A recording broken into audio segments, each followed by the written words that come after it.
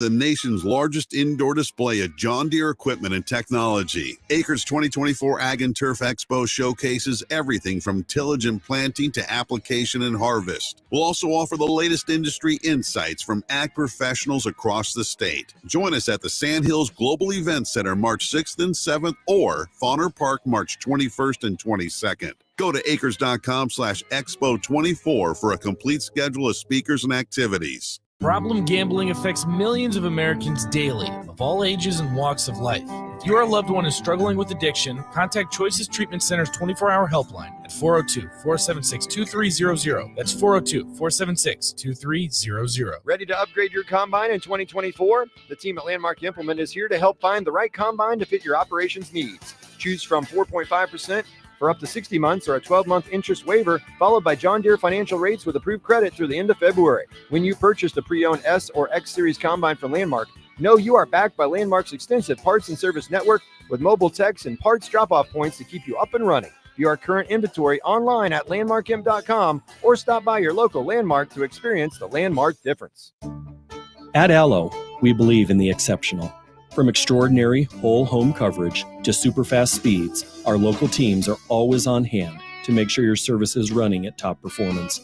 Let go of lag, banish buffering, and enjoy outstanding service throughout your entire home. We believe in delivering nothing less than exceptional service, so that's exactly what we do. Visit us at allofiber.com to experience the exceptional.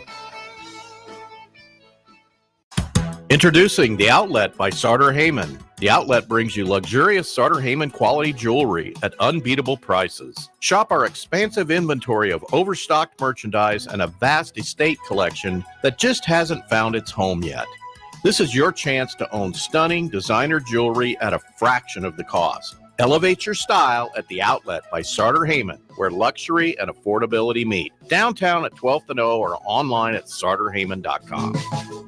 Your child was embarrassed when you arrived at their basketball game. 75% of parents or guardians report current alcohol use. Drinking alcohol can cause harm to children and loved ones. By drinking less, your child will be excited to see you at their basketball game. If you or a loved one is looking for help, find a treatment facility near you at findtreatment.gov. For immediate support, call, text, or chat 988. Brought to you by Nebraska DHHS in partnership with SAMHSA. Hi, Sean Callahan here for Koppel Chevrolet GMC, and we have some really big savings for you right now. Our new crossover sale is underway. New Terrains, Equinoxes, and Trailblazers starting at $23,290. That's right, $23,290. Also, we've continued our huge Sierra and Silverado truck sale with over $10,000 off new pickups. You heard right, over $10,000 off list. Koppel truly has a small town feel with big city deals. We're right down 144th Street or at koppelcars.com. Stock numbers G260980 and C119824. This is On the Block with Strickland Austin. Nebraska Basketball Hall of Famer and 9-year NBA vet, Erick Strickland. Strickland for three! And you're going to go out of here as the Big 8 tournament champion. Middle school basketball coaching legend and Duke basketball shooting coach in his mind, Austin Orman. Coming at you live from the heart of Lincoln, America. On air and online at theticketfm.com. Brought to you by Mary Ellen's Food for the Soul. This is On the Block with Strickland Austin. Yes, it is. Welcome to it on a funny, freaky, fantastic Friday. I'm Austin Norman, joined by the Husker Hall of Famer, the 9-year NBA vet, E-Strick. What's up, my guy? Good flight? You all settled? All settled, man. Good to go. Just waiting for my little delays to get ready to head over the water, man. And I'm looking forward to it. Truly excited. But I'm always excited to be here on the block with the blockheads and the family. Love all of you guys, and it's glad to be here for a Friday. Indeed. We love you whether you're listening on the radio dial in your car, you still have a radio in your office or your cubicle, or you're listening on your phone, right? Don't forget, you can download our app. It's free on your phone. If you already have Facebook or Twitter downloaded, you can fire those up as well. YouTube, Twitch available. Or if you're sitting at home listening to us on your radio and you're an Allo subscriber, fire up channel 961, right? Watch the show and listen to the show, right? We're essentially a TV production now as well. So definitely thanks to Sartor Heyman and Allo for getting our streams all fired up and distributed worldwide to you. Thanks to Mary Ellen's Food for the Soul for sponsoring the show.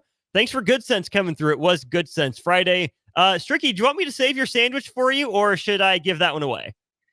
Give it to the Boxster. The Boxster takes good care of that, man. I love little Bach. Little Bach, if he gets a little hungry, he can just delve into that Good Sense sandwich that Uncle Stricky left for him. Hey, Bach's out today, though. We wish the best to him. He's at the doctor right now, so hope everything checks out well with him. So definitely send some good thoughts and prayers for Bach, if you would. 402-464-5685 if you've got thoughts on anything we're talking about. Let's dive right into it, Strick. The news from last night in the college basketball world, Caitlin Clark, she did it. She became the all-time leading scorer in women's college basketball history. Huge accomplishment. Good for her. I mean, it took her, into her fourth season, but not at the very end of her fourth season to get there and accomplish that. The Husker fan in me says, thank goodness now we can finally stop hearing about it. It's not going to be like, we're cutting in to watch every possession of, her games and seeing it all. Fantastic player, right? We've talked about just how good she is, what she's meant for obviously women's college basketball, but the growth of women's sports as well, right? So to see her get over that career scoring record, obviously a huge testament to her skill. I don't begrudge it to her, but I'm kind of glad we can stop hearing about it. She did it. Congratulations. Now let's focus on March basketball. Yeah, it's good. Celebrations for her. She did it in 4 years, and some people are trying to put asterisks behind it. No, man, she just literally went out and got it. She performed well. The one thing about Caitlin Clark is she was extremely consistent, like on a night in, night out basis. But what I love about her game is also, she can give you 40 in a night, but still give you 13, 15 assists with 6 rebounds, So she's an all-around player to me, which makes her even more dangerous and scary. She's heady, she's smart. There's one play that she made. She got bundled up a little bit on the perimeter, wasn't able to get any space, dropped it off to her center and made a cut right after it, So I don't know. She looks very woman version of Steph Curry to me. Watches a lot of Steph Curry stuff. She has a tremendous bag. Her bag is sick because she's got hesitations. She's got crazy hezzies. She can pause you, get you in the air because her jumper is so lethal that she gets you up in the air. She's got such range that you've got to play her from way out, and then she gets help from screens and stuff. Man, she's tough. She's one of the ones that I used to hate going to sleep, or I had to go to sleep pretty early in order to prepare for, because you knew it was going to be one of those type of things. More so on the running side, like Rip Hamilton to me. Like he was always going to be cutting, running, you didn't know what the heck he was going to do. Reggie Miller, those type of guys, you had to chase a lot. And then there's just those guys that are just tremendously fast and got speed, your Allen Iversons. And then you got to think about your strong and physical Baron Davis types. So she's one of those. She's awesome. She absolutely is. She scored the first 8 points of the game for Iowa last night. Michigan was up 6-5 at the time in Carver Hawkeye Arena. Clark gets the outlet pass, takes a handful of dribbles, gets to the logo and pulls up, right? That's really what she's become known for. You mentioned her driving and finishing ability, her passing ability, but I think it's the Curry range that you're talking about, Strick, that really drew people's attention. She hits the 30-footer for the record. She was 8 points away. She scored the first 8. You think, okay, business taken care of. She got the record at home. She got the cool video after the game. But not only does she get that record, a career high 49 points, right? And that's pretty cool to see from a player as well, is that she didn't stop, right? She didn't let up after she got the record. And that even in her fourth year, she's still a young woman, an athlete growing into her body, growing into her game. And she's working on even getting better still from where she's at right now. Yeah, that's good, and I'm gonna be definitely interested to see when she transitions over. What some people don't understand, I think, is the way that the game has been.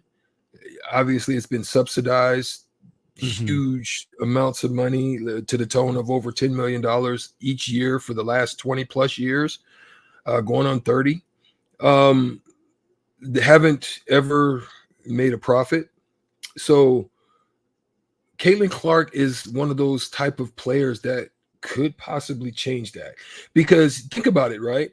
if you're not going to do it from the dunking standpoint or from any of that type, like what would be greater to watch than a woman going baseline and rising up and bodying somebody like with an and one? Yeah, right. People would be like, yeah, like they would get hyped up to see that, right? On another level, a lot of people, who are they hyped to see? Steph Curry. Steph is not necessarily, he will bang, I mean, but he's not going to go up and do you like an Anthony Edwards or Ja Morant or somebody like that. But he can go up and get his own whenever he wants to.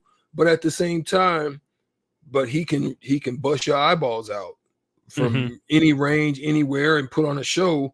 And that's what Caitlin Clark possibly could be to the WNBA. Like a lot of the women don't want her. They're mad about it. You know, sometimes it might be some other undertones that come with that. The fact that she's a white female, you know, potentially, you know what I mean? I think that's whack as far as, you know, the way you view it. The girl can play, you know what I'm saying? It was very similar to when the first time you ever watched White Man Can't Jump, right? Yeah. Buddy Hoyle was tearing your butt, pause. He was going to work on you, you know what I'm saying? Buddy Hoyle, you know, he came in looking like a total nerd and looking like he couldn't do nothing. And Caitlin looks like that's half of the problem. You know what I'm saying? If she looked like Jason Williams and had that kind of swag about her in that aspect, you know, they might feel a little different. She don't. You know what I mean? The same thing, like Pistol Pete Maravich had that. You know, he owns the men's side of it. Pistol Pete Maravich had that swag to him, and people were like, wait a minute, like, who's this? You know, he was giving it to you the way that some of the most gifted athletes, and before your Magic Johnson showed up, he was Magic Johnson. You know what I'm saying? The Magic Johnson. Everybody was looking at Havlicek and, you know, just the basic and the style. Man, Pete came in here with some swag. A lot of people are mad that Caitlin Clark can give you work and she don't look the part. She don't look like she's that. She looks very basic. Right. And I think that's part of the, I don't want to say, you know, hope, but part of the appeal for, you know, guys that look like me, not like you, right? Steph's closer to my size than your size. You know, you're bigger, you're taller, you're thicker than Steph is, but the maniacal work ethic to rework his shot, right? You hear the story about his dad not letting him shoot outside the free throw line, right? You will sit your butt in the paint and form shoot until your mechanics are perfect, right? That's what, you know, Dell did to Steph.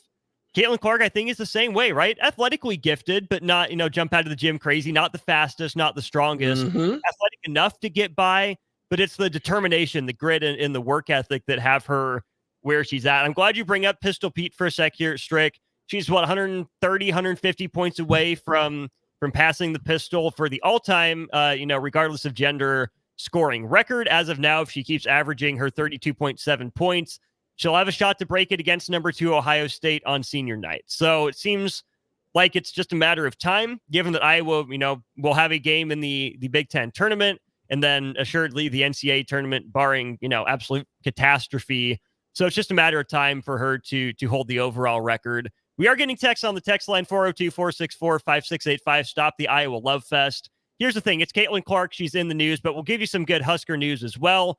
We mentioned the baseball win, 4-1, great season opening win for head coach Will Bolt and the boys down in Arlington. A couple other Husker sports off to a good start, though, Strick. You look at Husker bowling. The Huskers are ranked number 5 in the country, I believe. They took down the top-ranked team today, Jacksonville State. Huskers only win one of the games in the Baker 5-game set. They win game 3, 277-194. Incredible effort by the ladies in the middle game. They end up winning the set by 13 total pins. Just goes to show you, Strick, sometimes in sports, if you have a run, keep it going as long as you can. The Huskers were, 80 pins, 83 pins better over one frame. They gave themselves enough of a cushion, right? They banked those pins. They stayed focused when their opponent was out of it, gave themselves a big enough cushion to work with. Boom, anatomy of an upset, knockoff number 1. Yeah, shout out to them. Just stayed focused. And that's what I'm talking about.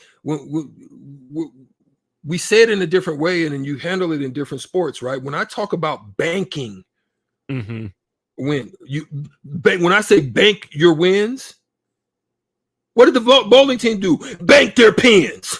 Amen. You know what I'm saying? It's a different connotation, but it's the same verbiage, right?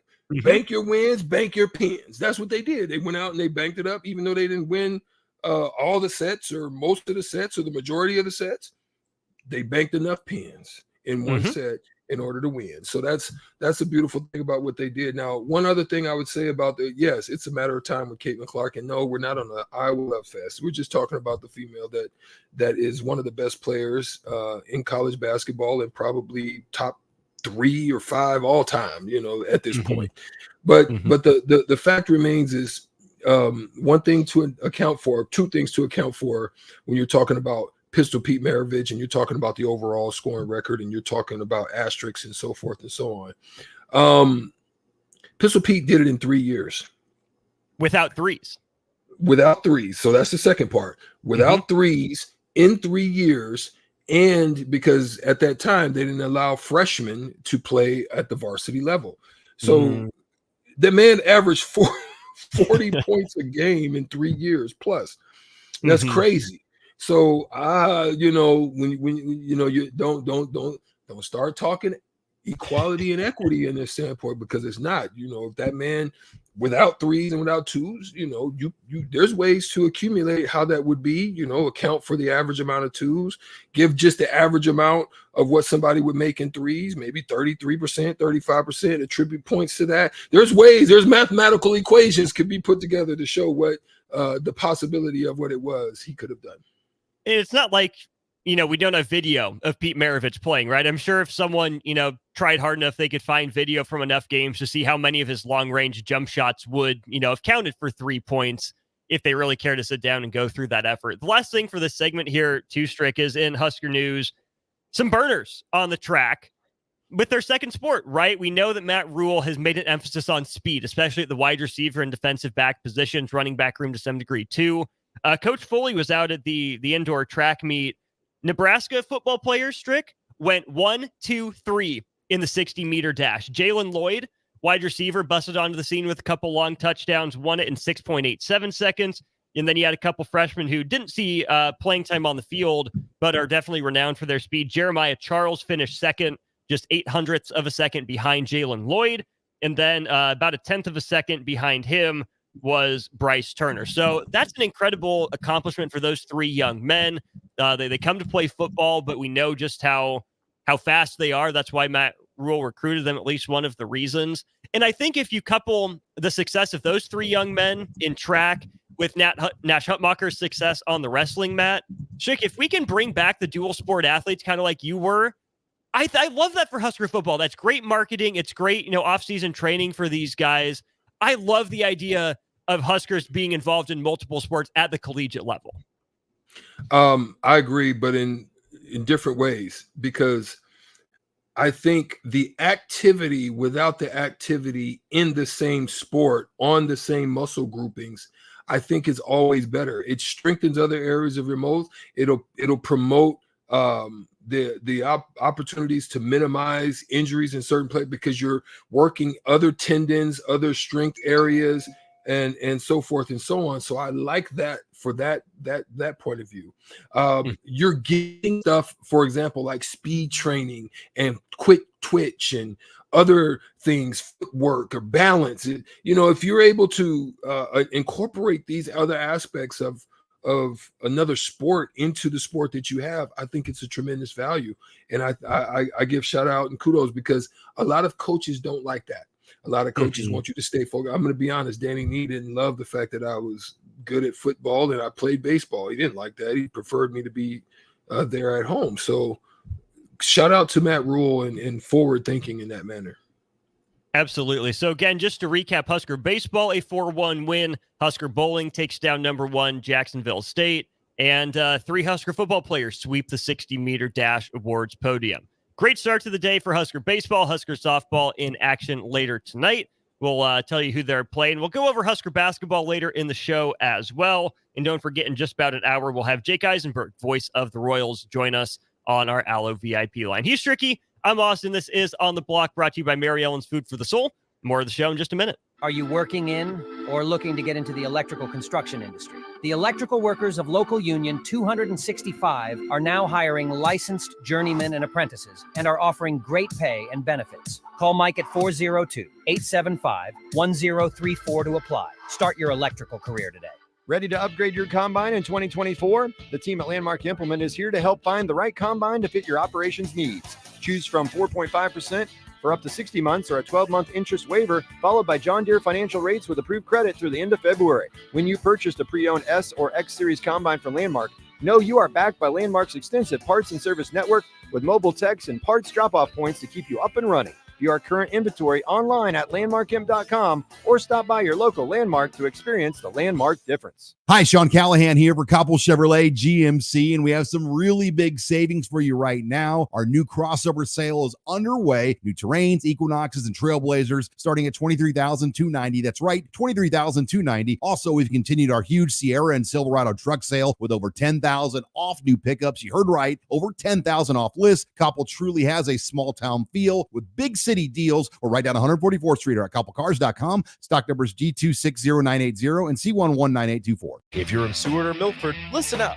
Select Plumbing is now servicing your area with no trip charges from Lincoln. Select Plumbing works on a variety of issues for your home and business, including general plumbing, water heaters, faucet and fixture repair, underground sewer and water repairs, backflow testing, and more. Keep your property free from leaks and other issues. Call today for a free estimate, 402-560-6197. It's not just Lincoln, Waverly, and the surrounding area anymore. It's also Seward and Milford with no trip charges. Contact Select Plumbing to inquire at 402-560-6197.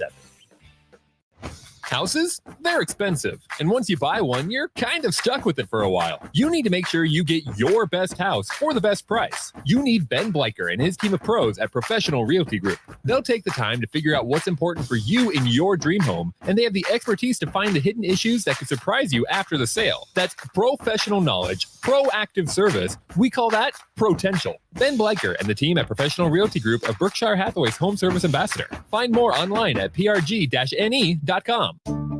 At Allo, we believe in the exceptional. From extraordinary whole home coverage to super fast speeds, our local teams are always on hand to make sure your service is running at top performance. Let go of lag, banish buffering, and enjoy outstanding service throughout your entire home. We believe in delivering nothing less than exceptional service, so that's exactly what we do.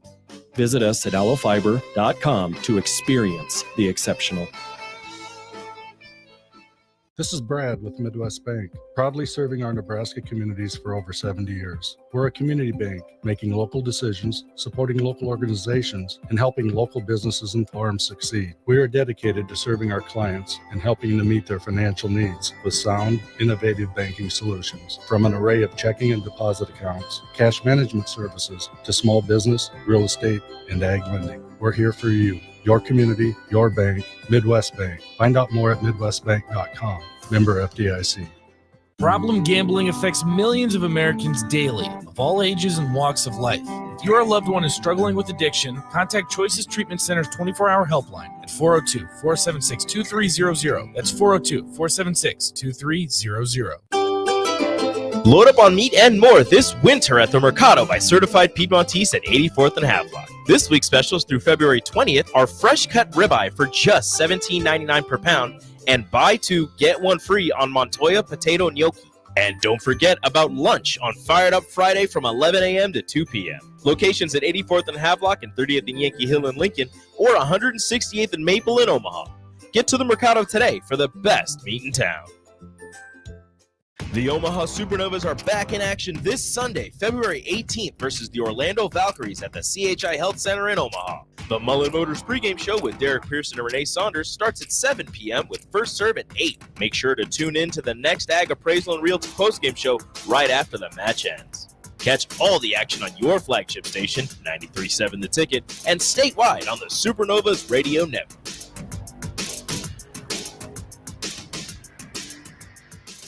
You're spending $300 a month Binge drinking is the most common form of excessive drinking, which costs the United States more than $191 billion each year. By drinking less, you will save $300 a month. If you or a loved one is looking for help, find a treatment facility near you at findtreatment.gov.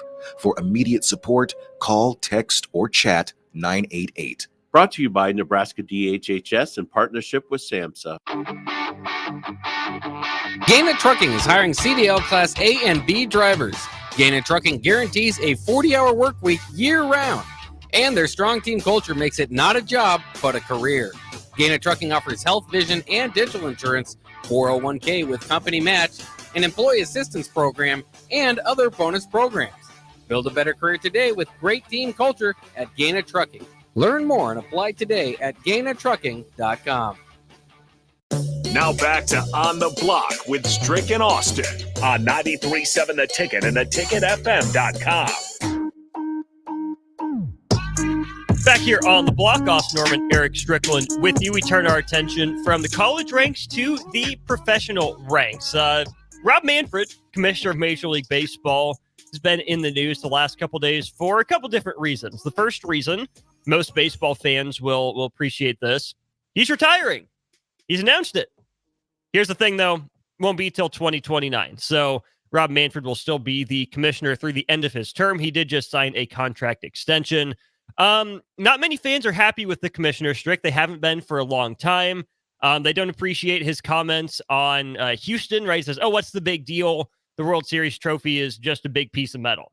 That didn't sit well with fans. They haven't liked how he's handled labor negotiations, which that's one of the reasons he was named to take over for Bud Selig. He was kind of his right-hand man in a lot of the labor negotiations. There was a lockout under his watch with a little bit of a shortened spring training, an abrupt start to his season just a few years ago.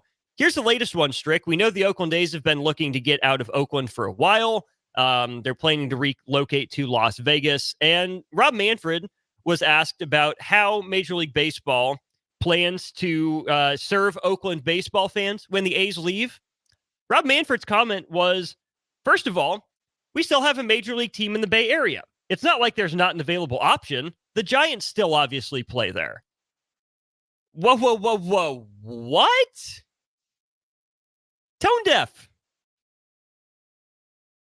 Yeah, that's crazy. That's crazy, but that's something that somebody normally would say when they know they're on the way out the door, when they don't got to appease anybody any longer. But here's what's crazy is there's somebody on X. His name is A Flame in the Void. A Flame in the Void. He says this on X regarding that comment.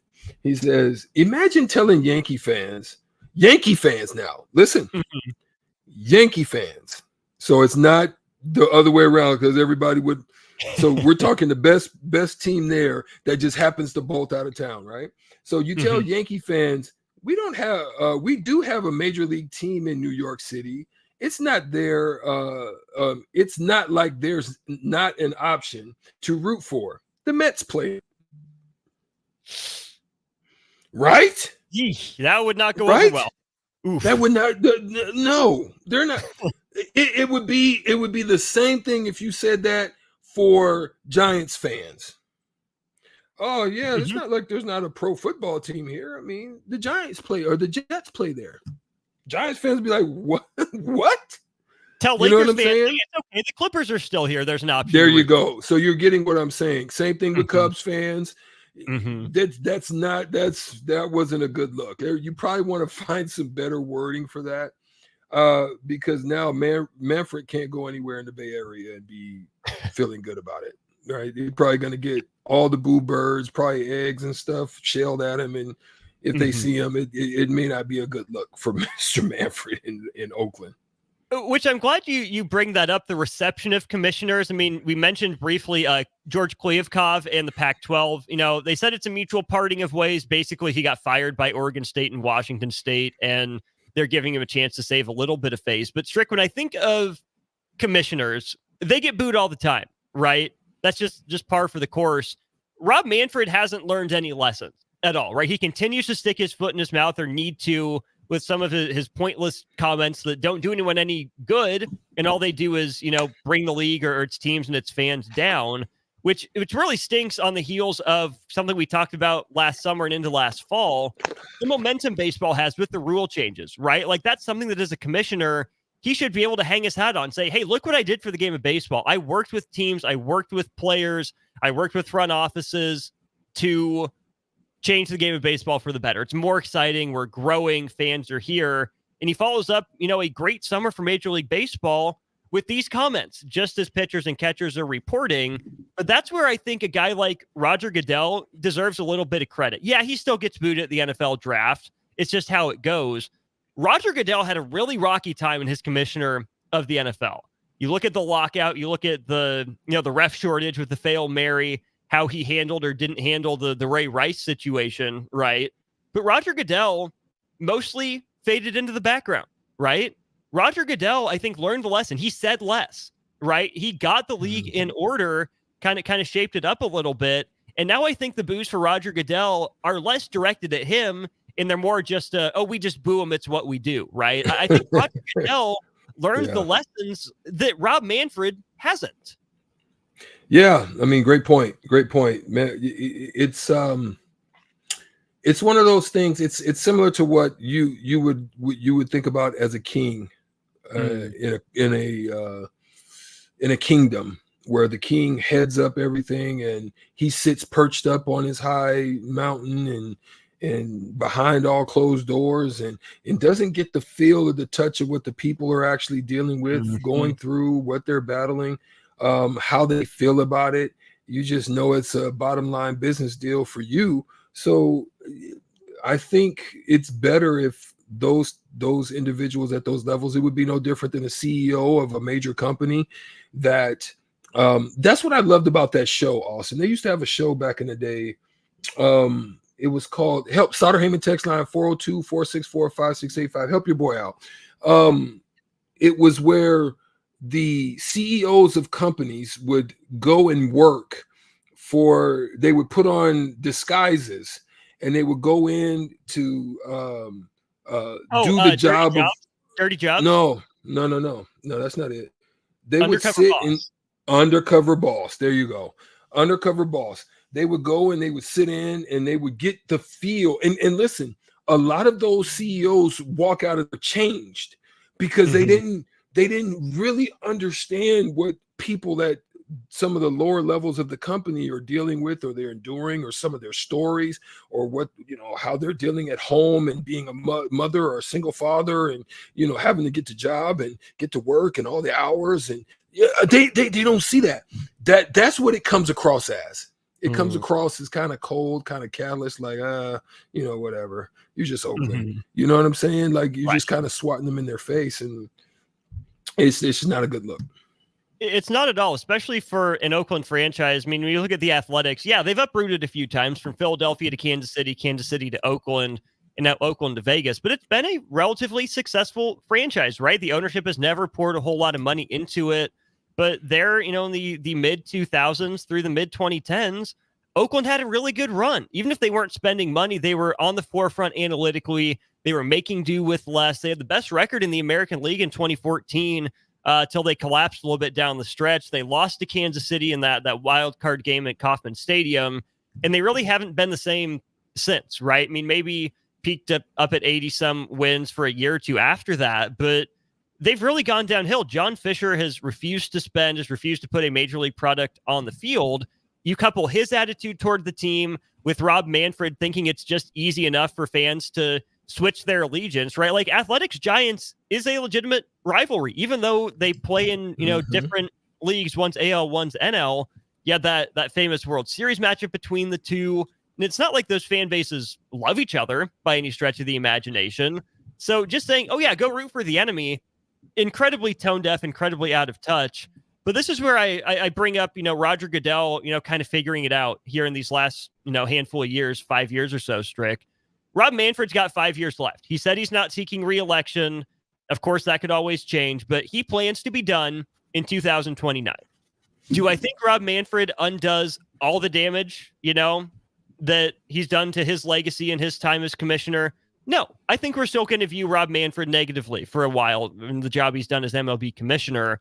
But I do think he can save a little face, right? You look at the NBA, looking for a new TV deal. Guess what? So is Major League Baseball. The league had to come in and bail multiple teams out of their TV deals. If Rob Manfred can get baseball on TV, if he can get teams in a solid financial footing with their TV deals, if the new rules continue to be a hit, right? And baseball doesn't sit back and say, okay, yeah, we fixed it, we're good, but continues to tweak to grow the game, to make it exciting and welcoming for fans. Even if even if Rob Manfred, I should say, isn't viewed overly positively, I do think he has a real chance to save at least a little bit of face over these next 5 years. Yeah, I would agree with you. I think there's the possibilities out there. Whether or not he wants to, that's going to be another one. But you don't ever want to leave. There's a lot of things looming, and so you want to win on your way out the door, not lose. And so that's why it was one of the greatest things in my college career is to have the adversity that we had, losing like 10 straight games, but then to not let that be the ending legacy of your name. And at least we were able to turn it around and turn it into a championship of form. And it just totally changed the whole landscape of what that senior season was like. But I'm going to say this, just throwing this out here, texter on the Sutter Heyman text line 1382, he states, it's not like the Oakland fans showed up to the games. He's only talking to a few thousand people. So what I say to that is I just think that the product was bad. It would be no different than you going to a restaurant and the food, they're charging you premium price and they're giving you little portions. And they're charging it tastes terrible prices for McDonald's food. There you go. Right. So it would be no different than you wouldn't show up either if the product was terrible and it wasn't a good offering. You already know that they seem to be in a tank mode, or they seem to be in a we don't give a dang mode. They weren't paying players. They weren't really taking care of people, staff. The facilities were horrible. And so, yeah, it was a bad product. But when the A's were at it and they were playing some great baseball, the people showed up. So I can't really say that that's the case. Maybe that's the case in this most, recent time, but I can't say that that's always been the case for Oakland fans. And I think that there's a difference between being a bandwagon fan and what's going on in Oakland, right? I don't think that everyone in Oakland is just fair weather. Oh, if the team's good, we'll go. If they're not, we're not going to show up. I think Oakland fans are responding to the incentive, right? When the team was good, not that the OCO was ever super full, but they at least showed up in numbers, right? They supported the team. You saw A's gear around. John Fisher stopped investing in the team. Why should fans continue to, right? Yeah. If John Fisher's just going to view it as a business asset, not something that actually means anything to him, why should the fans view it as something that means anything to them, right? They're just responding to the call for action from above, right? To expect the fans to spend money on something that the owner doesn't want to spend money on doesn't make any sense. So that's where I think these billionaires get in their heads and like you said with Manfred, get a little tone deaf sometimes. So rightly so, bro, brother. So we got some Supernovas tickets to give away, right?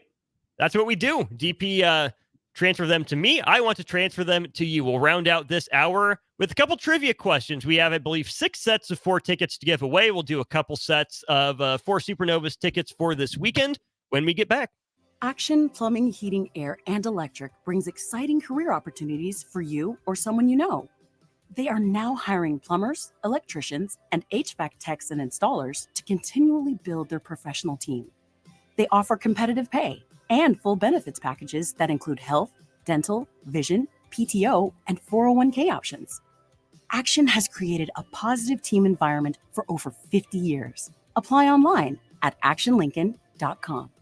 Ready to upgrade your combine in 2024? The team at Landmark Implement is here to help find the right combine to fit your operations needs. Choose from 4.5% for up to 60 months or a 12-month interest waiver, followed by John Deere financial rates with approved credit through the end of February. When you purchased a pre-owned S or X Series combine from Landmark, know you are backed by Landmark's extensive parts and service network with mobile techs and parts drop-off points to keep you up and running. View our current inventory online at landmarkimp.com or stop by your local Landmark to experience the Landmark difference. This is Brad with Midwest Bank, proudly serving our Nebraska communities for over 70 years. We're a community bank, making local decisions, supporting local organizations, and helping local businesses and farms succeed. We are dedicated to serving our clients and helping them meet their financial needs with sound, innovative banking solutions. From an array of checking and deposit accounts, cash management services, to small business, real estate, and ag lending. We're here for you. Your community, your bank, Midwest Bank. Find out more at midwestbank.com. Member FDIC. Are you working in or looking to get into the electrical construction industry? The electrical workers of Local Union 265 are now hiring licensed journeymen and apprentices and are offering great pay and benefits. Call Mike at 402-875-1034 to apply. Start your electrical career today. A team succeeds when they work together. Banking's no different. At UBT, we're in your corner for every financial move you want to make. Your money's backed by a roster of experts who put in the work to know you and your community. So whether you're opening a savings account, buying a home, or planning your future, you always know who to turn to. Working together toward your financial goals. That's a win in our playbook. Union Bank and Trust. Equal housing lender, member FDIC. 93.7 The Ticket. Fox KFXL weather. Brought to you by Bryant Air Conditioning, Heating, Electrical, and Plumbing. Your Lincoln forecast for today, a chance of snow this morning, then mainly cloudy and breezy. We'll see an afternoon high around 33. Tonight, decreasing cloud cover, but it will be cold. We'll see a low around 18. And tomorrow, sunny skies return. We'll see a high around 40. Meteorologist Kyle Flecker for 93.7 The Ticket and theticketfm.com. Problem gambling affects millions of Americans daily, of all ages and walks of life. If your loved one is struggling with addiction, contact Choices Treatment Center's 24-hour helpline at 402-476-2300. That's 402-476-2300. This is former Husker and NFL linebacker Jay Foreman. For years, I've suffered from degenerative problems in both of my ankles, but thanks to a thorough and thought-out plan provided by Advanced Medical Imaging, I was able to get my life back with the least amount of pain as possible. While working through multiple options, the team of physicians at Advanced Medical Imaging were there to answer any questions I had. If you're experiencing any pain at all and want to get your life back, go to amimaging.com or give them a call at 402-484-6677. Advanced Medical Imaging, located at 7601 Pioneers Boulevard. Gaina Trucking is hiring CDL Class A and B drivers. Gaina Trucking guarantees a 40-hour work week year-round, and their strong team culture makes it not a job, but a career. Gaina Trucking offers health, vision, and dental insurance, 401k with company match, an employee assistance program, and other bonus programs. Build a better career today with great team culture at Gaina Trucking. Learn more and apply today at GainaTrucking.com. Hi, Sean Callahan here for Koppel Chevrolet GMC, and we have some really big savings for you right now. Our new crossover sale is underway. New Terrains, Equinoxes, and Trailblazers starting at $23,290. That's right, $23,290. Also, we've continued our huge Sierra and Silverado truck sale with over $10,000 off new pickups. You heard right, over $10,000 off list. Koppel truly has a small town feel with big city deals. We're right down 144th Street or at KoppelCars.com. Stock numbers G260980 and C119824. Okay, it's time to sell the house. How do we even begin to choose from the hundreds of realtors in town? Easy. We make a pros list. You mean a pros and cons list? No, just a pros list. We need someone with pro photography to showcase the house in the best possible way, pro marketing to make sure we get maximum exposure, pro negotiations so we know we get the best price. This is one of those times where you already know the right answer, isn't it? You know it is. Ben Bleicher and Professional Realty Group. Contact Ben Bleicher and the team at Professional Realty Group of Berkshire Hathaway's Home Services Ambassador. Online at prg-ne.com.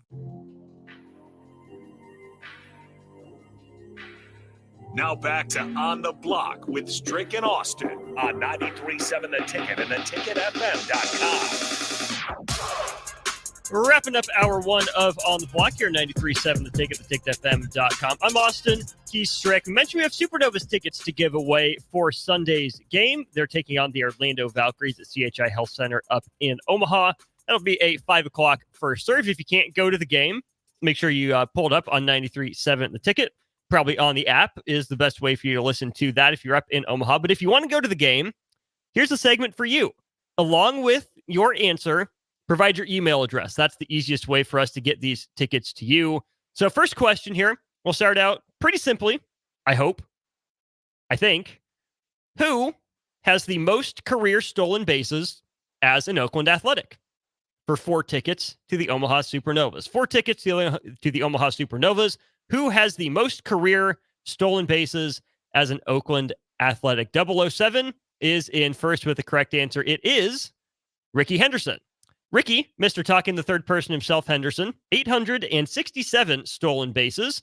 4 tickets to the Supernovas are yours, 007. Send in your email address. Okay, next question will be, who has the most career home runs as a member of the Oakland Athletics? 4 more Supernovas tickets on the way for you if you can answer that question. Most career home runs as a member of the Oakland Athletics.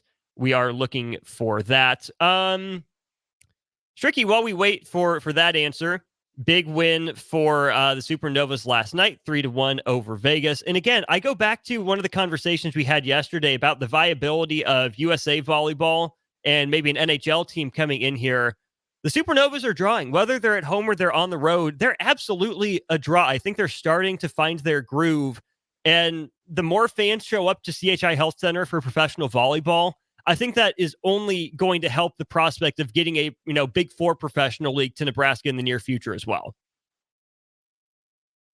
The support of it is always going to be phenomenal as far as the petition of a draw. Again, I think if you want to go to the basketball side of it, I think the G League would be the approach there. I don't know I think football could sustain it, but with Kansas City right down the road, that's not going to probably ever happen. And then Denver right on the other side of that, it's just not a big enough marketplace for them to be able to take it, advantage of.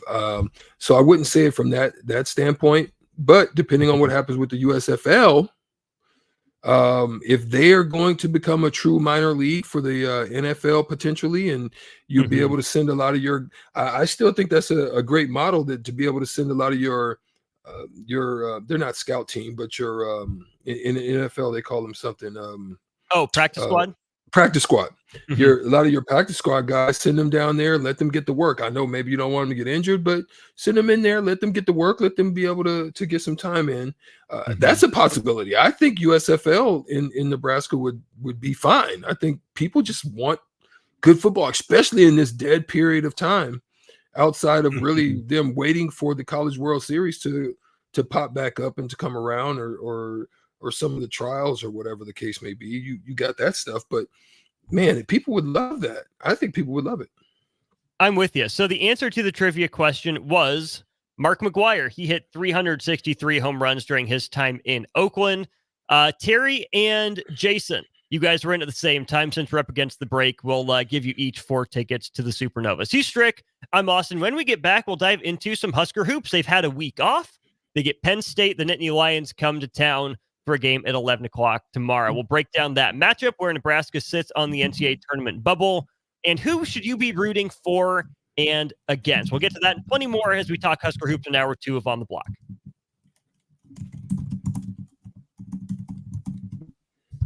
Okay, it's time to sell the house. How do we even begin to choose from the hundreds of realtors in town? Easy. We make a pros list. You mean a pros and cons list? No, just a pros list. We need someone with pro photography to showcase the house in the best possible way, pro marketing to make sure we get maximum exposure, pro negotiations so we know we get the best price. This is one of those times where you already know the right answer, isn't it? You know it is. Ben Blecker and Professional Realty Group. Contact Ben Bleicher and the team at Professional Realty Group of Berkshire Hathaway's Home Services Ambassador online at prg-ne.com. Action Plumbing, Heating, Air, and Electric is the call I make when I have a need for plumbing services. Whether it's for my home or office, if I need a repair to a water heater, softener, or even my garbage disposal, I know I can count on Action to help. In one simple call, their amazing customer service team promptly schedules a service call, often getting to my needs within a day. Action delivers honest, quality services we can count on. To learn more, visit actionlincoln.com. This is former Husker and NFL linebacker Jay Foreman. For years, I've suffered from degenerative problems in both of my ankles, but thanks to a thorough and thought-out plan provided by Advanced Medical Imaging, I was able to get my life back with the least amount of pain as possible. While working through multiple options, the team of physicians at Advanced Medical Imaging were there to answer any questions I had. If you're experiencing any pain at all and want to get your life back, go to amimaging.com or give them a call at 402-484-6677. Advanced Medical Imaging, located at 7601 Pioneers Boulevard. Problem gambling affects millions of Americans daily, of all ages and walks of life. If your loved one is struggling with addiction, contact Choices Treatment Center's 24-hour helpline at 402-476-2300. That's 402-476-2300. This is Brad with Midwest Bank, proudly serving our Nebraska communities for over 70 years. We're a community bank, making local decisions, supporting local organizations, and helping local businesses and farms succeed. We are dedicated to serving our clients and helping them meet their financial needs with sound, innovative banking solutions. From an array of checking and deposit accounts, cash management services, to small business, real estate, and ag lending. We're here for you, your community, your bank, Midwest Bank. Find out more at midwestbank.com. Member FDIC. This is Lincoln's home for sports talk on the FM dial. Also online at theticketfm.com. On the internet, KNTK FM Firth, 93.7 The Ticket. Are you tired of living in pain? It's time to take control. At Prairie Orthopedic and Plastic Surgery, we're your one-stop shop for expert care in Lincoln. From broken bones to complex reconstruction, our skilled team will help you get back on track. Visit prairieortho.com today and discover why we're the trusted choice for thousands of patients. Don't let pain hold you back. Take the first step towards a better, pain-free life with Prairie Orthopedic and Plastic Surgery, where healing begins.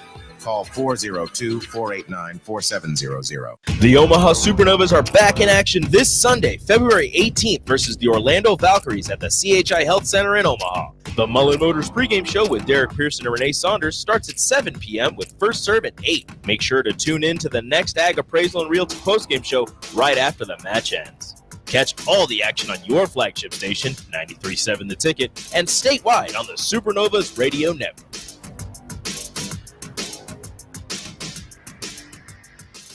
Start your Sundays off right with Jeff and Nicole Essink on Fitness Fanatics. Jeff and Nicole discuss health and wellness, how to achieve fitness goals, and more through the life of gym owners and gym goers. It's Fitness Fanatics from 9 to 11 a.m. on Sundays on 93.7 The Ticket and theticketfm.com. The captain, Vershawn Jackson. Riola, the doctor, the Polynesian Bowl. He had a lot of throws. He made a couple nice throws. He threw outs. He threw a deep dig. He threw a slant that went to the house. There were so many different passes that we saw him, and he's got a little quick twitch. Is he fast? No. Quick twitch? Yes. It was good to see him moving around. Listen, he connected with, guess who? Carter Nelson. Thank you. We got a chance to see Carter twice. It was good for me to watch that because I think that's a precursor of what's Healing the heart takes heart. Our dedicated team of cardiac experts is here for you with breakthrough treatments for serious conditions and expert advice for living longer with a healthier heart. We bring healing care to our community with over 90 cardiology specialists and subspecialists and more than 50 locations across Nebraska, southwest Iowa, and northern Kansas. Find out how we heal hearts with heart, starting with yours at chihealth.com/heart. This is On the Block with Strick and Austin. Nebraska Basketball Hall of Famer and 9-year NBA vet, Erick Strickland. Strickland for three! And you're going to go out of here as the Big 8 tournament champion. Middle school basketball coaching legend and Duke basketball shooting coach in his mind, Austin Orman. Coming at you live from the heart of Lincoln, America. On air and online at theticketfm.com. Brought to you by Mary Ellen's Food for the Soul. This is On the Block with Strick and Austin. Rolling right along into hour 2 of the show. Austin Norman, Erick Strickland with you for another hour here on the program. We'll be joined in about 25 minutes or so by voice of the Kansas City Royals, Jake Eisenberg, to talk some Kansas City Royals. I'm excited for that. Talk big money extension for Bobby Witt Jr., the outlook of the team, maybe some new stadium as well. Big thanks to Mary Ellen's Food for the Soul for sponsoring our show. Big thanks to Good Sense by the Venue for lunch today. Good Sense Friday is always a hit here at the office. Stricky, let's just dive right into the news of the weekend, though. We got Husker men's basketball hosting the Penn State Nittany Lions. Maybe not the prettiest series in terms of men's basketball in Big Ten history. We've seen some ugly games between these two teams, both at the Bryce Jordan Center and here at Pinnacle Bank Arena in Lincoln. As I look at Penn State, Strick, I see a familiar team. Not because we know any of the names, but I see a familiar overview. A new coach comes in and immediately has to replace all 5 starters. Mike Rhodes comes from VCU, replaces Micah Shrewsbury, who jetted out to South Bend to coach Notre Dame. Penn State has been a tournament team and a fringe tournament team for most of the last, 4 or 5 years at the end of Pat Chambers' tenure and then also into Shrewsbury's tenure.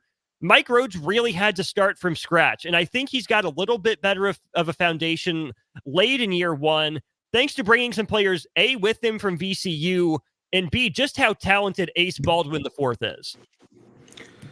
Yeah, they've just got, you just got to kind of get your foot on the ground. Like you're saying, the new rules and the changes of the rules allow for so much in the hindrance of a team, more so than the addition that a team could have with a new coach coming, right? Usually you were in a lot of cases the big beneficiary of a team where someone's making a leap or making a jump and going to a better conference, a better team, or whatever the case may be. They've still got some leftover talent there, but the new rules kind of hinder that a little bit because a lot of players are smart, right? So if you're a Penn State player and Shrewsbury goes over to Notre Dame, who knows you better than Shrewsbury? So guess what? Nobody. You're able to dip, jump in the transfer portal, and roll out. If you sat down with Shrewsbury and he feels good about it, guess who's going to be the beneficiary of that transaction? It's going to be Notre Dame, right? Not that it always works out, but as far as the fact that you don't have as much to do when you get there as opposed to whoever is coming. So whether they're coming with a cachet of nice, talented players, maybe those players are not necessarily fit for the style of play for the conference that you're coming to, but you're going to have to do work, and it takes time. It takes time to get the type of players that you want for the style that you want to play in the new place that you're going to be. That's all. That's just the thing. So Mike Rhodes bringing his players with him and Ace Baldwin is a big deal. Nicholas Kern as well. You also look, Strick, at Kanye Clary. He's a gunner. He'll get shots up. Pretty good at it. He leads him in scoring at 16.7 points. But you also get some transfers from North Carolina into DeMarco Dunn and Puff Johnson. I think for Penn State, this is that learning curve year, right? They're taking it on the chin a little bit.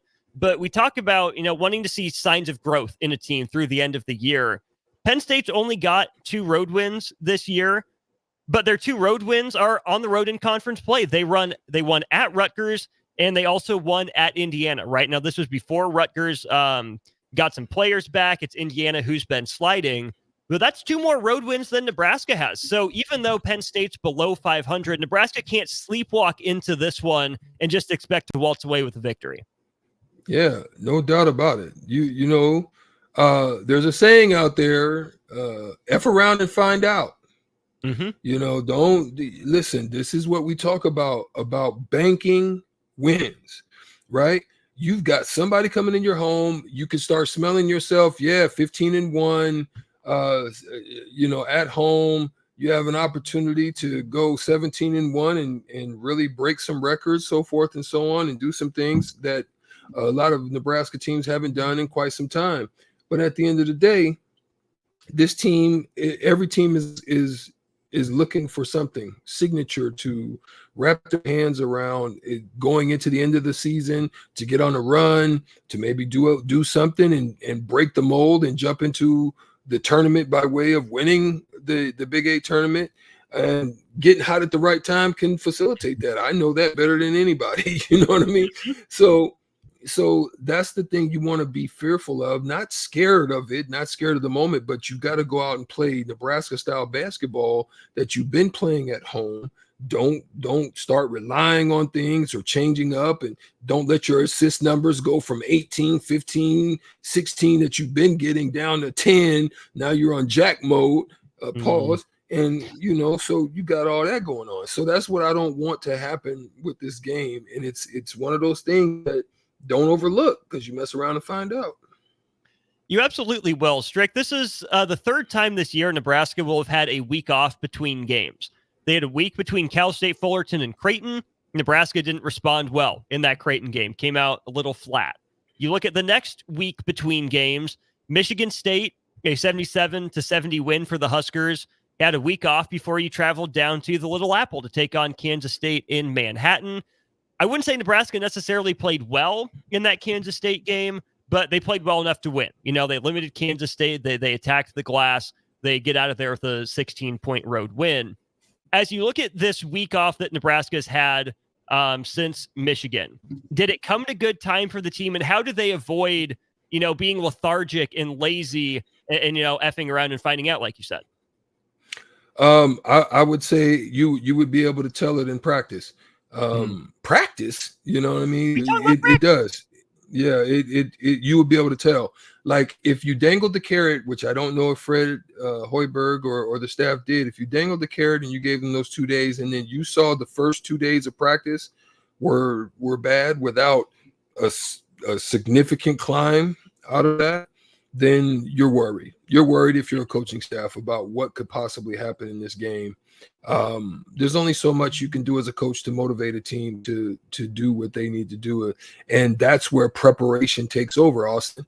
Preparation comes over and kicks in when things go sour, or it's not good, or not positive, or a lot of negative things are happening. It's the preparation and what you prepared for prior to that is what kicks in, and hopefully will propel you to a win. We just don't know. And however much Fred and the crew wants to try to pump and prime them, you can only do so much. It's got to be them at some point in time.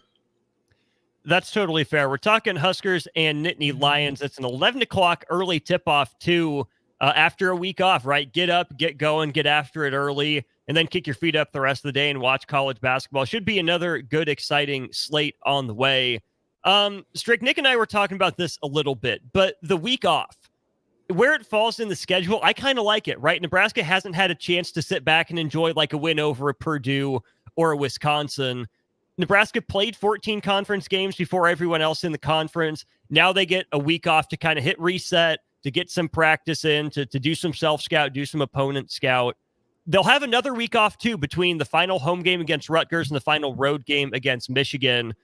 I know you don't like to throw the rhythm off in the middle of the season, but given Jawan being banged up, given Rink Mass recovery from his knee injury, the minutes load that Bryce, Casey, CJ, even Sam to some degree have had to play, plus a week off for your guy Eli Rice, right, to recover and hopefully get back on the court.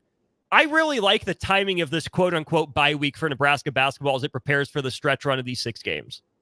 I like it too. And to be honest, I would prefer it at the end of the season than in the early parts of the season, right? Mm-hmm. Like I'm just being honest. This is the time where legs get weary. Games get more compounded in usually on the downslide as opposed to towards the middle. So the fact that you now can assess the teams that not only you're going to be playing against coming up, or you can also assess internally some things that you maybe wanted to implement or work on, or throw some extra wrinkles. You got time. You got 2 weeks of time to throw a couple of extra things out there and prepare even more for when you want them down the road. Like, you can actually just say, hey, we're gonna look at this. We're gonna take a look at it and see how it is. We're not gonna use it, but just know this is something that we're gonna probably throw in a defense, some form of a trap, or some form of something that could throw a team off, that in the late parts of a game could actually help to give you and propel you to get a win. It can throw you into a run, a late run that can help you to get a win and walk out of maybe a road game that you're going to need. So I think I like it, the timing of it as well. Another thing that's come to mind, especially with the stretch run looming for me, Strick, is glue guys and X factors. I think if you look at Mass, Tominaga, and Williams, those are Nebraska's quote-unquote stars, as much as Nebraska has them. They're the big-name guys that you expect to play well every night. I know they haven't, but I think those are the big names that are top on the scouting report. To me, as I look at a glue guy, it's Juwan Gary, where Nebraska needs his contributions, can depend on him pretty well night in, night out. But when I look at even Sam Hoiberg, I guess, would be a glue guy. Where I come to the X factor differentiation is a guy who can make or break Nebraska. If he's hot because other guys are covered and he's picking up the scoring slack for Nebraska, they have a good shot. If other guys are being covered and this player isn't hot, then Nebraska's probably in trouble. And I think there are two of them down the stretch for Nebraska. One is CJ Wilcher and the other is Eli Rice, getting healthy, what he brings athletically. Which of those two guys do you think could play a bigger role against Penn State on Saturday? I would say as it looks right now, I would say probably CJ. Now I would look down the road as you get, the athleticism, the competition levels go to a whole nother sphere. I would look at Eli Rice. Obviously he hasn't gotten the time and the minutes. I think it's still a lot of it has to do with his defensive his acumen on defense. He kind of stands around a lot, gets caught on screens a lot, plays kind of a lot upright. They're he's young. He just a lot of young guys don't get the principles that you need, especially with a defensive-minded team. Now, he would have went somewhere else, maybe St. John's or someplace where they're just kind of running and gunning, some fun time, and you get out there not really worried about your defense. I just want you to be aggressive and attacking the rim, do what you do. That would have worked for Eli. I think Eli would be smart to just stick this thing out, learn his product, because it's going to prepare him more for the next level than going somewhere and being free to have AAU style ball. So I'm hoping Eli sees the big picture and sticks it out. You mentioned getting caught on screens. I know it's not Teach Tape Tuesday, but Sam Hoiberg does a pretty good job of not getting caught on screens. I think Jamarcus has shown, Lawrence has shown, the ability to get over them. Nebraska's wings haven't necessarily always done that. What goes into getting over a screen? Is it just communication? What goes into getting over screens? It's the ability to press and get into the offensive player. Like if you're off of the offensive player, one, it's an anticipation. It's an anticipation of knowing the offense that they're trying to run, knowing where their strength is and where they're trying to go, knowing what your defensive principle is, and then being ready and anticipating the action coming. It's when you get caught going late is when you get stuck. Because if you can press, get on that hip, knowing that you're forcing him that way, you can then slide through, step your foot over, hit him on the inside of his hip, and pull yourself through without getting stuck on that screen. And guys like you said, those guys do it, and you saw it really well when Chucky was in town, and guys that get after you defensive, they don't get stuck on screens, they don't get caught on screens, and they're able to be there whenever you come off of them. One other note here, as we look at offense and defense really for Nebraska, Penn State doesn't turn the ball over a whole lot, only 11 turnovers per game. It's not great, but it's also not terrible. You can live with 11 turnovers per game. Penn State forces 15, Strick. I think that's a team, especially with a former A-10 Defensive Player of the Year in Ace Baldwin, who's got active hands and active feet. He's going to be a problem for Nebraska.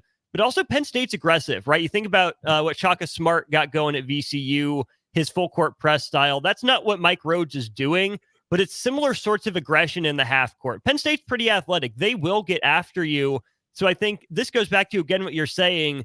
If we can count the number of one-hand passes by anyone on Nebraska's team on one hand, that's a good thing, because Penn State's going to be active, and I think this is a team that's going to be licking their chops for opportunities to jump those passing lanes. You see it.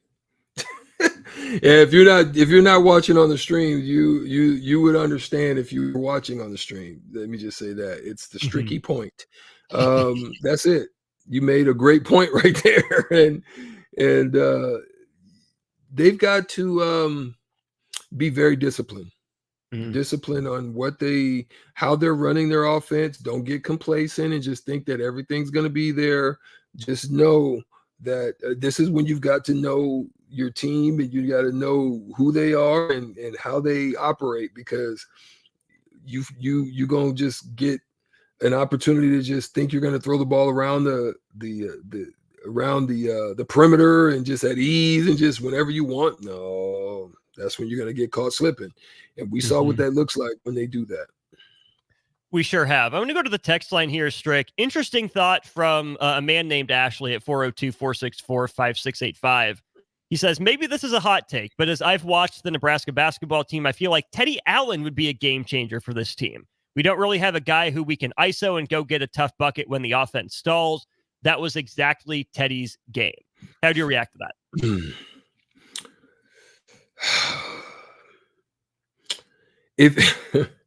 If you just had that version of Teddy and not the cancerous version part of Teddy, yeah, okay, I can give you that. To be honest, I would probably like the Bryce version of go get a bucket. That type of version is just a little bit more not sporadic. It was a little bit more. Because here's why I really think Bryce, you could get him to listen. I think where Bryce kind of went off rails sometimes is when he saw Verge going off rails. Yeah. I think for the most part, Bryce tried to play within the structure of the system but it was just, there were so many times where you had Verge would just kind of do something that wasn't part of the offensive scheme, and then you start compounding that, and ultimately the guy who is one of your alphas on the team, all of a sudden he's like, wait a minute now, I ain't got one. Boom, it starts compounding. It's not a good look, to be honest. I'm with you, and I think you can see that in the difference in how Nebraska has used Bryce Williams versus Teddy Allen, right? Teddy, they would ISO in the mid post, they'd give it to him on the wing, clear it out, let him go to work. When Nebraska wants to get Bryce Williams a shot, sure, they'll throw it to him in the mid-post a little bit. But more often, Strick, they're setting it up with a screen, right? They'll let Bryce curl something, get into that mid-range jumper where he has the option to stop and pop, or if he catches it on the move, he can get going. I think a more Bryce version of Teddy would have been good for Nebraska. But I also think Bryce could use like 10% of Teddy's cojones. Like if Bryce had 10% of Teddy's willingness to seek contact, willingness to take the game into his hands, I think that would make up for some of the, I can't put my finger on the right word, but there's just a little something missing from Bryce sometimes that I think if he just had like 10% more gumption, take 10% off of Teddy, give 10% to Bryce, he'd be about perfect. I can't even refute that. I think you're absolutely right. Sometimes you have an over amount of that type of unction, and then there's a lack of it, right? I'm going to be honest. I think Keisei Tamanaga has a good middle range of it. I just don't think he just has the athletic prowess all the time in order to make it happen. But I think he has that, that type of confidence. I love that it didn't dissuade him what happened in Northwestern with how they tried to troll him, because he came right back and did it the game after he did it again. So it's like, I love that. But that's what I've always seen from him. Even when I got to referee him, I was a referee in Eastern Junior College, a lot of games. And I got to do, I want to say about 3 Ranger. He played at Ranger Junior College. I got to do about 3 of their games. I think one against Collin County. I want to say one was in a tournament somewhere. And then one I think was against maybe Jacksonville or somebody like that. Or it was another Eastern Junior College team. But I got to see him, and a lot of those players tried to punk him. A lot of players tried to punk Keisei, and he would just take it and just give him buckets. And that's what I've always loved about him. So when we got him, I knew we had something special. I just I didn't know to what extent they would use him, but yeah, he's got a little bit of that, both of that. He's pretty unflappable, right? He's more emotional, I think, than most guys on the team. I know he's been teed up, but you don't see like a negative emotion, right? Yeah, he gets fired up. Yeah, he'll speak his mind. But I think Casey has an emotional maturity that I think we underrate just because of how colorful he can be, let's say. Yeah, I would have to agree with you. I think the mild manneredness part of him is beautiful. I just don't think it could be the language barrier. He speaks English. I mean, he when he first got here, it wasn't as great as probably it is now. But he just doesn't have that. What I had at times is like the willingness to maybe curse out your teammate if they're not giving it to you. I mean, like, again, man, there hasn't been a time that I was so close to quitting playing basketball than watching the first team that I was on. And the way that I play the game is I leave everything on the floor, whether it's practice or whatever. I want to compete and I want to beat you. And to watch us get beat relentlessly and consistently by the second team, I cursed at those guys and I told them, like, I don't effing want to play with any of you. Like, I'm done. Like, I almost walked off the court and left. And you know, there's times where you have to be able to do that and sit in meetings and tell, guys, look, man, look, we need the box. We got a box right now. Whenever we leave here, we leaving here together. They don't have no one on the Nebraska team right now that I know that can do that. And it's probably Casey would have probably been that if it probably wasn't a language barrier. He probably does that in his Japanese team. He gets on guys because he can, he can communicate a little bit better. I don't know who that is. Rink doesn't, show me to be anything like that. Bryce definitely not. He barely gets in the huddles in time. Maybe gives you a hand clap, or whatever, a pound or something, basically. Your boy Hoiberg does it by way of just energy and effort, and activity. Alec may try to do it, but I don't. If Alec probably tried to come at me with some of that, I'd be like, I don't believe you. You know what I mean? Oh, okay, yeah, all right, my boy, I don't believe you. But I don't know if there are anybody's on that team that actually has a meaningful voice that can speak to the players and really get them to perk up and pay attention. Not too late with 6 regular season games and at least the Big Ten tournament to go. We'll definitely be watching Huskers and Nittany Lions at 11 o'clock from Pinnacle Bank Arena. I'll be down there. Give me a follow on Twitter for updates, and then it'll be Nick and I for post-game tomorrow after the game. We'll step aside. When we get back, we'll have the voice of the Kansas City Royals on the line, Jake Eisenberg. He joins us to talk all things Kansas City Royals in just a minute. This is former Husker and NFL linebacker Jay Foreman. For years, I've suffered from degenerative problems in both of my ankles, but thanks to a thorough and thought-out plan provided by Advanced Medical Imaging, I was able to get my life back with the least amount of pain as possible. While working through multiple options, the team of physicians at Advanced Medical Imaging were there to answer any questions I had. If you're experiencing any pain at all and want to get your life back, go to amimaging.com or give them a call at 402-484-6677. Advanced Medical Imaging, located at 7601 Pioneers Boulevard. A team succeeds when they work together. Banking's no different. At UBT, we're in your corner for every financial move you want to make. Your money's backed by a roster of experts who put in the work to know you and your community. So whether you're opening a savings account, buying a home, or planning your future, you always know who to turn to. Working together toward your financial goals. That's a win in our playbook. Union Bank and Trust. Equal housing lender, member FDIC. Are you tired of living in pain? It's time to take control. At Prairie Orthopedic and Plastic Surgery, we're your one-stop shop for expert care in Lincoln. From broken bones to complex reconstruction, our skilled team will help you get back on track. Visit prairieortho.com today and discover why we're the trusted choice for thousands of patients. Don't let pain hold you back.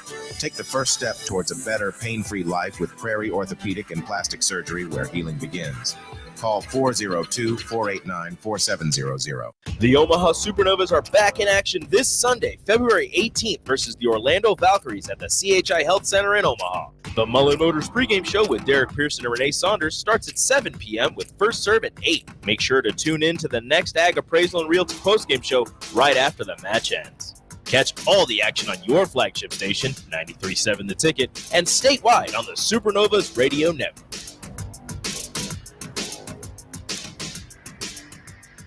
Ironhide Construction is hiring. They're looking for hardworking, self-motivated individuals who are team players. Ironhide Construction has openings for an experienced project manager, estimator, apprentice, skilled laborer, and erector or installer. They will train the right people and make sure you understand the position and requirements. At Ironhide Construction, it's own it, be honest, and do it right. Apply today and learn more about their other benefits at ironhideconstruction.com, where they're committed to you every step of the way. Gaina Trucking is hiring CDL Class A and B drivers. Gaina Trucking guarantees a 40-hour work week year-round. And their strong team culture makes it not a job, but a career.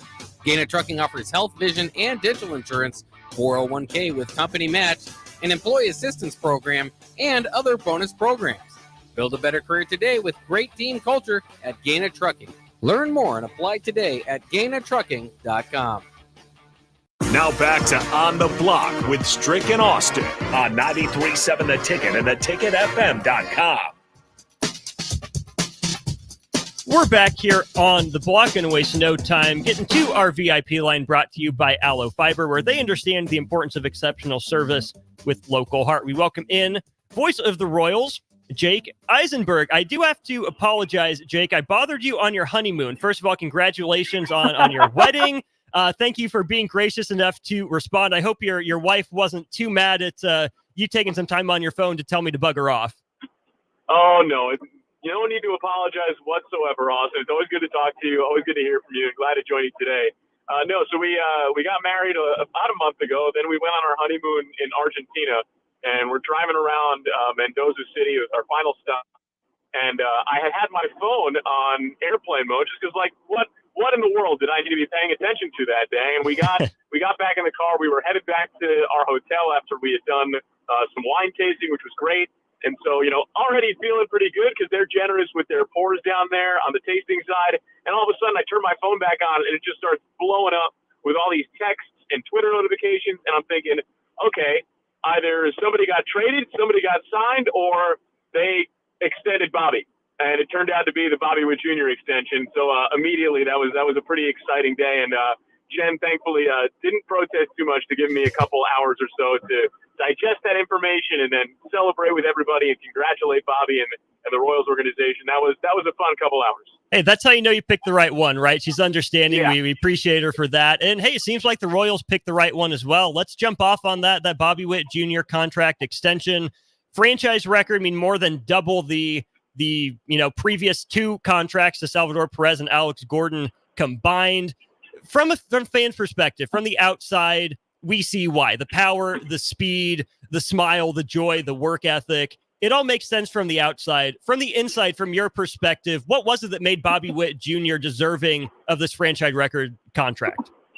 Well, I think that's the beautiful thing, Austin, is that Bobby Witt Jr. is the same person on the inside that everybody sees on the outside. It is all of the talent on the field.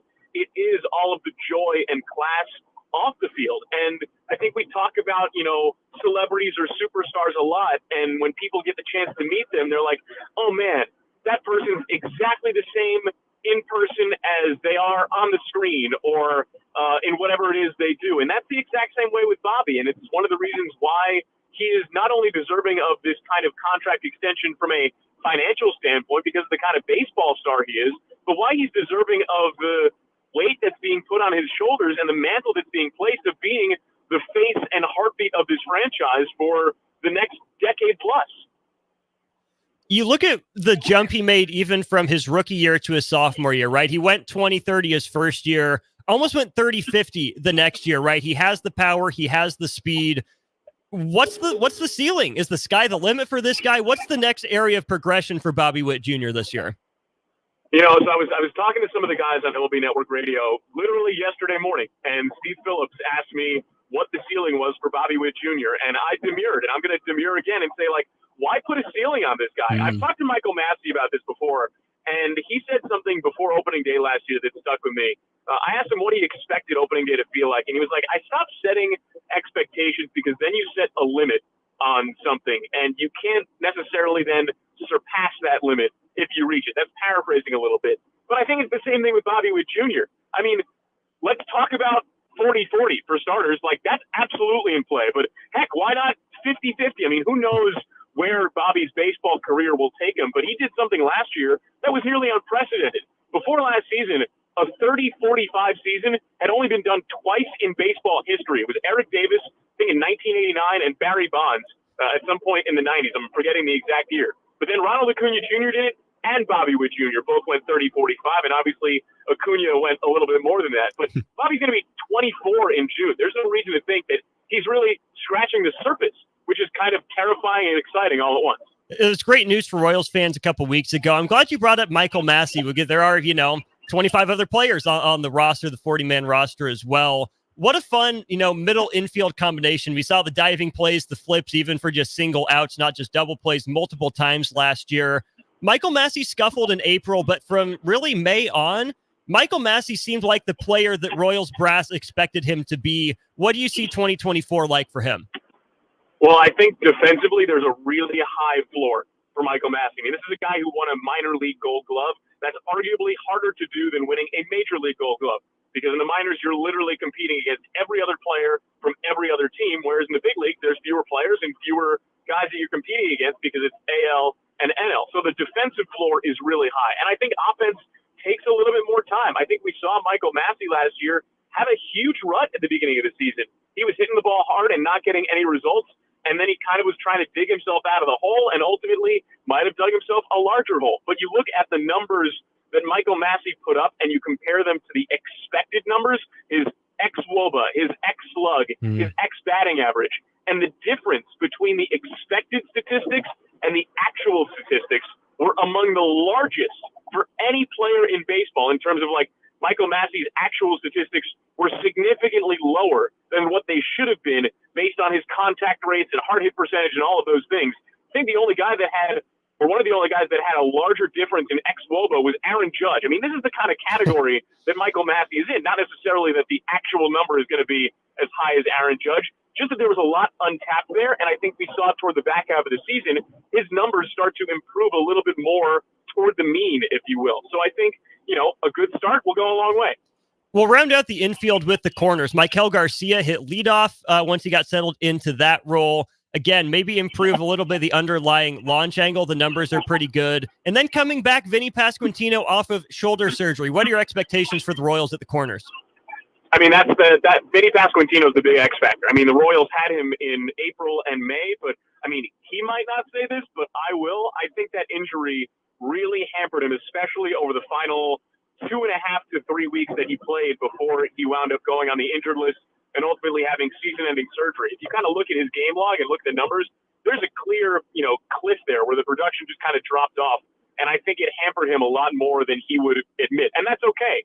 But I think a fully healthy Vinny Pasquantino, and he's admitted that he's fully healthy in a way that he kind of hasn't been over the last couple of years, dating back to when he first injured that shoulder in August or September of 2022.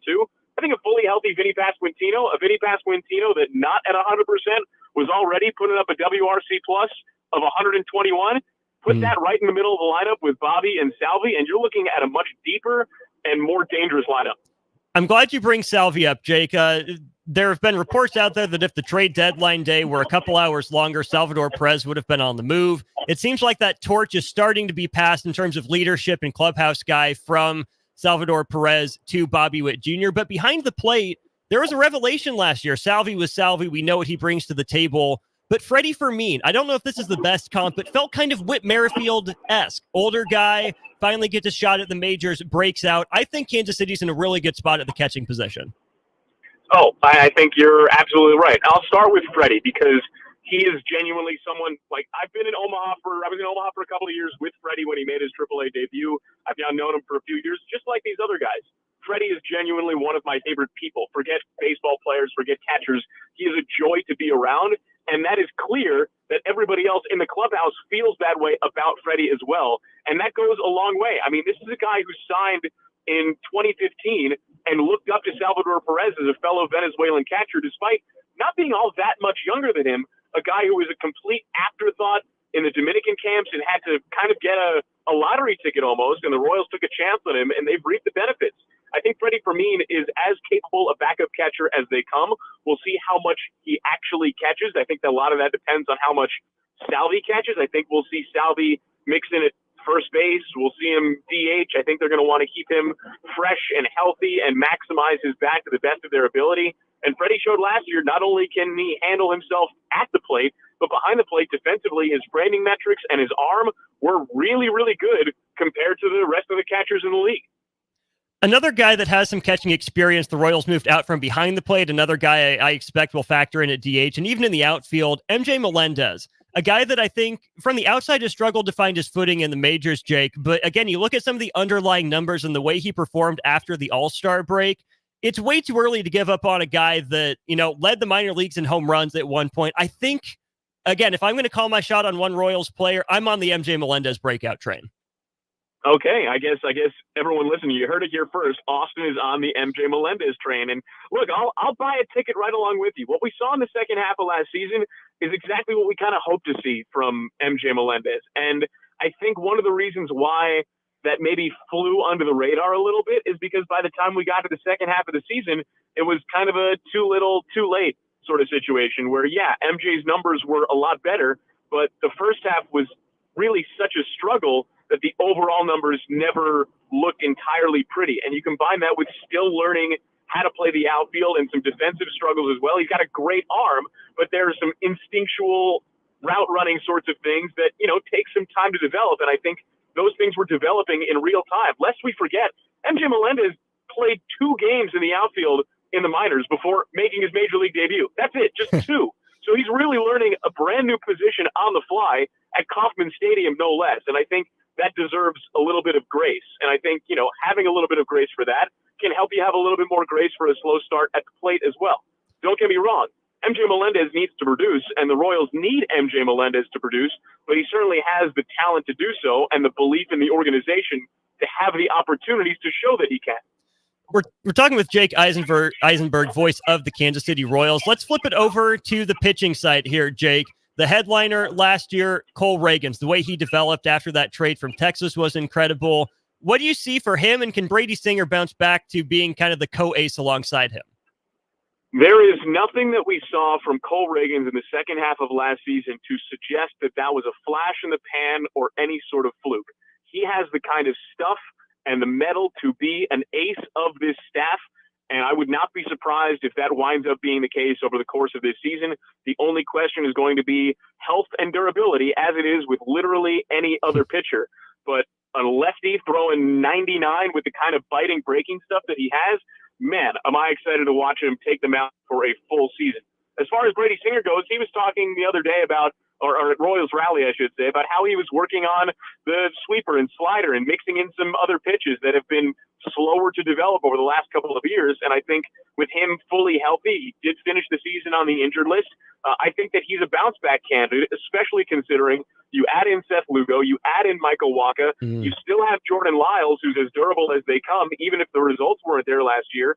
You've taken a good amount of the pressure off of a guy like Brady Singer, where he doesn't need to go out and be the stopper and be the ace that the Royals needed him to be and kind of required him to be over the last couple of years. So I think you've spread that pressure around a little bit and you have a viable bounce back candidate. And on the subject of pitching, I'll say one other thing. This is a statistic that really just, widened my eyes when I kind of looked at it last year. The Royals went 56 and 106. Not great. Of those 106 losses, 50 of them were blown lead losses. What that means, 50 games in which the Royals at one point had a lead and wound up losing that game. That is nearly half of the Royals' total losses last season. So why do blown lead losses happen? In large part, it's due to pitching because you have a lead and somebody gives it up, whether it's in the first inning or the sixth inning or the ninth inning. What did the Royals do this offseason? They went out and got some pitching. Lugo. Smith is back in the fold. Nick Anderson was traded for. We'll see Kyle Wright in 2025, so on and so forth. When you shore up that pitching and you create more depth, well, let's say you take that number of blown lead losses, Austin, and you cut it in half. And I'm not saying that's an easy thing to do. Nothing is ever that simple. But if you take 50 blown lead losses and instead you turn 50 of those losses and you take 25 of them and turn them into wins, all of a sudden you've got a team that goes from winning 56 games to winning 81 games. I'll do the math for you. That's a 500 team with one simple fix of holding on to leads, which I think the Royals will be much more capable of this year, thanks to a higher floor of pitching talent and way more pitching depth. Thanks for doing the math. I liked being a stats guy, but I would not consider myself a math guy. So I appreciate that you're able to do that on the fly. But I'm glad you bring up the pitching additions, especially in the bullpen, because I think that fits the Tampa model, right? Have a lot of guys that you can mix and match situationally, guys that you can depend on. And where did Matt Quatraro come from? Tampa. I think this bullpen better aligns with what Matt Quatraro knew in his previous stop. And I think he showed that he's got the tactical acumen to know how to deploy it, Jake. Yeah, I think, and this is where I'll be maybe a little bit blunt to a fault, I think that the Royals bullpen last year at certain times felt like throwing a dart at the wall and hoping it stuck. In terms of calling guys up from AA or AAA or kind of sinking or swimming for guys in their first or second season. And that's nothing against those guys whatsoever, because there was a good amount of success that we saw in flashes from guys like Steven Cruz and John McMillan and Austin Cox and so on and so forth. But I think what the Royals have done this year by bringing in Will Smith, by bringing in Chris Stratton, by bringing in Nick Anderson, I think that you look at the Royals bullpen and instead of seeing service time numbers that are less than a year, you see service time that is above 5 years, above 6 years, 7 years, 9 years, 10 years. Will Smith has won 3 straight World Series since making his debut with the Kansas City Royals. And so I think you have a level of experience and understanding in the bullpen that didn't necessarily exist last year, certainly in the second half of the season after Scott Barlow and Aroldis Chapman were both traded away. So I think this is a much deeper group. And because you have a deeper group, you have the ability to mix and match and promote and demote and rotate a little bit more, where there are going to be some guys that end up in Omaha to start the season that very well could contribute to a major league bullpen right now. I don't know who that's going to be or how that's going to look, but there are going to be guys in that Storm Chasers bullpen that are major league caliber, and that's a good problem to have. It absolutely is. And let me just say, if Will Smith makes it 4 of the last 4, sign that guy to a lifetime contract. That'd be absolutely incredible. On Matt Quatraro, too, kind of tangentially down the line, the offseason content the Royals have put out has been fantastic. I've loved seeing the personalities of Vinny Pasquantino, Michael Massey, the new guys come through on camera. 106 losses, 56 wins. That could wear on a clubhouse. But, Jake, I get the sense from social media this is a clubhouse that enjoys being together and just plays for the love of the game and for each other. Is that accurate? Well, think about it this way. They all came up through the Royals organization together. I mean, Michael and Vinny, first off, what a bromance. But they were roommates together in Quad Cities, in High A. Same goes with Michael Garcia. Michael Garcia, Vinny Pasquantino, and Michael Massey were on the same Burlington Royals team in 2019. These guys have known each other. They have grown together. They are friends on and off the field. That's not something you see in every major league clubhouse. Don't get me wrong. Nobody was happy in that clubhouse or within the organization at how the record shook out last year. I will say from the broadcast perspective, or at least from my perspective, when you take a look at the entire season and you see 56 and 106, that's not good. But it wasn't as if we were going on the air every night or showing up at the ballpark every night feeling as though this was a 100-loss team. I think that the first 2 months of the season, April and May, were completely different from the last 2 months of the season in terms of the vibe around the team, also the personnel for starters. I mean, just a completely different makeup of players first half versus second half. And so, yes, the second half record was better than the first half, and it wasn't all that much better, but it was better enough that it was, significant and you can feel it. But I compare the Royals record and feeling last year to a team like the White Sox that had some pretty high expectations and finished with a record, again, with more than 100 losses, not so far away from where the Royals finished. We went there in mid-September, and there was a palpable misery at that ballpark to what the season had unfolded that was very different than the feeling, at least to me, at Kauffman Stadium. Because at Kauffman Stadium and with that Royals, because of the second half, you knew there was something on the horizon, and you could feel there was a plan of action after the evaluation and the difficult evaluation that was 2023. You could see what the plan might be and what was coming, and J.J. Picollo and his staff have gone out executed a plan to bring in free agents. The ownership has said from day one that they would invest in this team when they were, prepared to do so and felt it was a good time to do so. And they literally put their money where their mouths were by signing not just these free agents, but then signing Bobby Witt Jr. to this massive extension. There is a plan in place. There is, evidence to back that up. And I think that's a reason for optimism over anything else, really. Pitchers and catchers have reported. When is it the broadcaster's turn?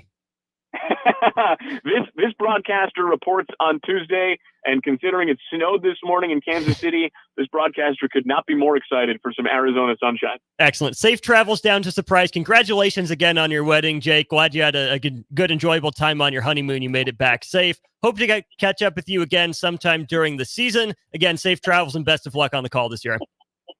Thank you so much, Austin. Appreciate all of your well wishes. Always a good time to chat with you and talk Royals, and we'll do it again soon.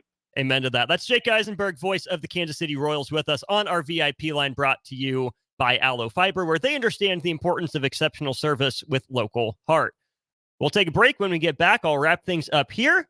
Old School comes your way in just about 10 minutes from Parkway Lanes, part of the Junior Achievement Bowl-a-thon. I'm on my way over there. Nick, Jake, Jay, and the crew are getting set up, ready to bring you Old School from Parkway Lanes, 48th and Normal at 4. One segment of On the Block to go. We'll bring it your way next. Healing the heart takes heart. Our dedicated team of cardiac experts is here for you with breakthrough treatments for serious conditions and expert advice for living longer with a healthier heart. We bring healing care to our community with over 90 cardiology specialists and subspecialists and more than 50 locations across Nebraska, Southwest Iowa, and northern Kansas. Find out how we heal hearts with heart, starting with yours at chihealth.com/heart. The Mill Coffee and Tea, formerly with 4 Lincoln locations, but now 5 Lincoln locations. That's 25% more locations than there used to be. Can you even imagine a world where there's only 4 Lincoln Mill locations? Feels like ages ago. We were all so young then. The Mill on 11, located right alongside the 93.7 The Ticket Studios at 1040 O Street. 93.7 The Ticket, Fox, KFXL weather. Sponsored by John Henry's Plumbing, Heating, and Air Conditioning. Your Lincoln forecast for today, a chance of snow this morning, then mainly cloudy and breezy. We'll see an afternoon high around 33. Tonight, decreasing cloud cover, but it will be cold. We'll see a low around 18. And tomorrow, sunny skies return. We'll see a high around 40. Meteorologist Kyle Fletcher for 93.7 The Ticket and theticketfm.com. This is former Husker and NFL linebacker Jay Foreman. For years, I've suffered from degenerative problems in both of my ankles, but thanks to a thorough and thought-out plan provided by Advanced Medical Imaging, I was able to get my life back with the least amount of pain as possible. While working through multiple options, the team of physicians at Advanced Medical Imaging were there to answer any questions I had. If you're experiencing any pain at all and want to get your life back, go to amimaging.com or give them a call at 402-484-6677. Advanced Medical Imaging, located at 7601 Pioneers Boulevard. Rico here with HIS Auto Care at 70th and Van Dorn, letting you know HIS is a great place to bring your vehicle for service. With superior service bumper to bumper, we'll treat your vehicle like it's your mother's. Doesn't get any better than that. So call 402-488-8934 and HIS Auto will make you glad you did. 5% off, mention this ad, and for sure your mother will be proud you called. 402-488-8934, HIS Auto Care, 70th and Van Dorn. God bless you. Plains Cover Crop is your one-stop seed shop. Call us now for spring and summer forages, CRP mixes, and fall cover crop blends. We do farm-specific consulting for practical and efficient seed blends to fit your geography and goals. With a very diverse inventory, we will tailor a blend just for you. We're also looking for contract growers, and we buy and sell rye. Find us online at plainscovercrop.com. Timeless agronomy practices paired with modern technology. East Highway 20 in Orchard and across Nebraska. Your home is your empire. Protect it with Empire Fence. Get a free instant quote with the online estimating tool at empire-fence.com. See an upfront estimate with no hidden fees. An Empire Fence can provide privacy and improve the appearance of your home. Keep kids and pets in or out of your yard. Increase security and add value to your property. Visit empire-fence.com now to view the stylish and maintenance-free possibilities for your home and get a free instant online quote. Let Empire Fence protect your empire. If you want to make new floor shopping easier, come to O Street Carpet. Hi, I'm Steve Carper. Our flooring professionals can help you choose the best flooring for you, your family, and your budget. We eliminate the confusion. Even better, you'll be enjoying your new flooring much sooner. No 6 or 8 week waits. We'll install right away and save you money on installation. Floor shopping made easy every day at O Street Carpet. O Street Carpet. 1732 O Street. Family owned and operated. Always the best value. Action Plumbing, Heating, Air, and Electric is the call I make when I have a need for plumbing services. Whether it's for my home or office, if I need a repair to a water heater, softener, or even my garbage disposal, I know I can count on Action to help. In one simple call, their amazing customer service team promptly schedules a service call, often getting to my needs within a day. Action delivers honest quality services we can count on. To learn more, visit actionlincoln.com. The Stars host the Sioux City Musketeers for the first time this season next Friday at 7:05 at the Icebox. Both teams will be wearing specialty uniforms, and Lincoln's jerseys will be auctioned off after the game, with proceeds heading to the Aubrey Brown Club to benefit families who have lost a child far too soon. Lock in your tickets now by heading to lincolnstars.com or by calling 402-474-7827. Now back to On the Block with Strick and Austin on 93.7 The Ticket and theticketfm.com. Putting a bow on the block. I'm Austin Norman. Big thanks again to Jake Eisenberg, voice of the Kansas City Royals, for joining me.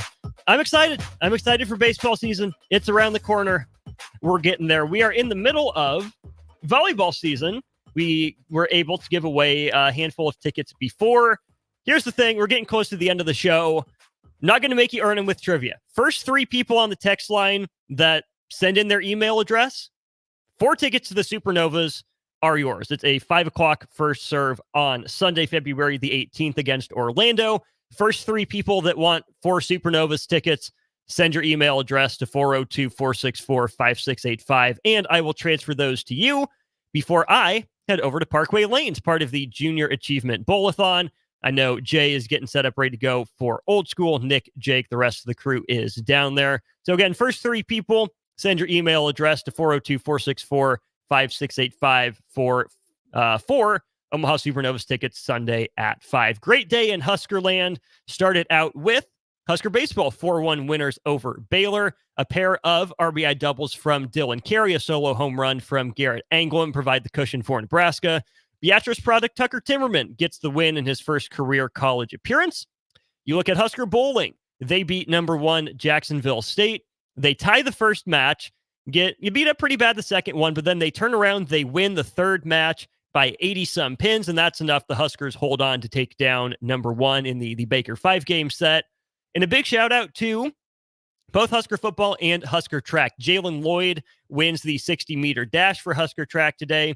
You have Jeremiah Charles, just a split second behind him, and Bryce Turner a few hundredths behind him. So Husker football players running track end up sweeping the 60-meter podium for Husker track at their indoor meet earlier today. Big thanks to everyone who tuned into the show. It's been a great week here during On the Block. Glad we could have Stricky pop in.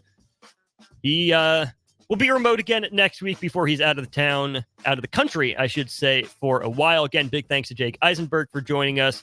I will be at Nebraska Penn State tomorrow morning. Give me a follow at Austin_Orman on Twitter for the insight that you need from the game. Follow at On the Block 93.7, right? We post the rundown of the show. We post links that we're talking about, video clips.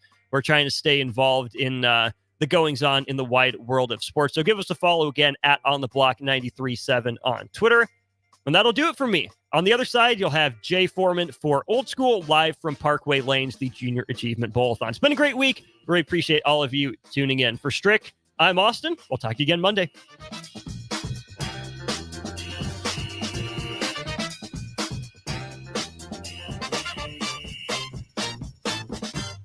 Fairway Meat Market, your family. And as part of the family, they want to